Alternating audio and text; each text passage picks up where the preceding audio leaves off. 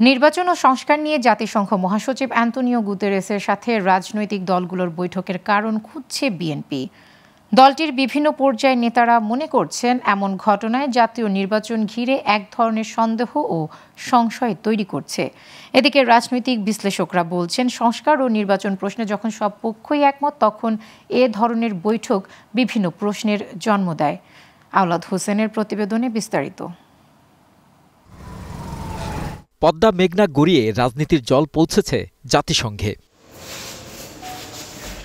এর প্রমাণ মেলে জাতিসংঘ মহাসচিব অ্যান্তোনিও গুতেরেসের 4 দিনের বাংলাদেশ সফর। তার সফরের নির্ধারিত কর্মসূচি ছিল সুশীল সমাজ, সরকার, তরুণ প্রজন্ম সহ সংস্কারের জন্য নিবেদিত জাতীয় ঐক্যমত কমিশনের সাথে।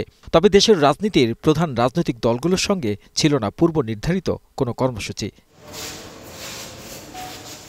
কিন্তু সফরের দ্বিতীয় দিন জাতিসংঘ মহাসচিব জাতীয় ঐক্যমত্য কমিশনের সাথে আয়োজিত বৈঠকে উঠে আসে রাজনৈতিক নেতাদের বসার বিষয়টি। তাই 15ই মার্চ বিএনপি, জামায়াত সহ বেশ কয়েকটি রাজনৈতিক দলের সঙ্গে বৈঠক হয় গুতেরেসের। আর বৈঠক শেষে বিএনপির মহাসচিব মির্জা ফখরুলের চেহারায় বিরক্তির ছাপ ফুটে ওঠে, আর মুখ ফুটে বেরিয়ে আসে বৈঠক কেন সেই প্রশ্ন। আসলে এই গোলটেবিলটার আমি ঠিক বুঝিনি।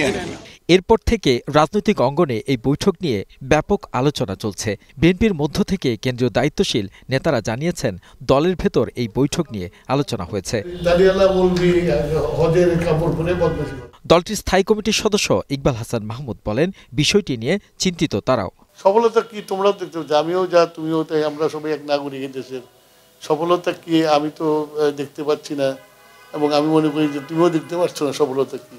রাজনৈতিক বিশ্লেষকরা মনে করেন বৈঠক হতেই পারে, তবে এর মধ্যে অন্য কোনো কিন্তু থাকলে তা হয়তো সময় বলে দেবে। এটা কিন্তু কোনো পলিটিক্যাল ভিজিট ছিল না, তো ওনার সাথে রাজনৈতিক নেতাদের একটা মিটিং অন্তর্বর্তী সরকারের তরফ থেকে আয়োজন করা হবে, আমি এটার কোনোই প্রয়োজন দেখি না, এবং এটা না করলেই ভালো হতো। সংস্কার ও নির্বাচন প্রশ্নে সরকার বিএনপির মধ্যে 5ই আগস্টের পর থেকেই চলছে রেষারেষি। আওলাদ বাবলু, গ্লোবাল টেলিভিশন, ঢাকা।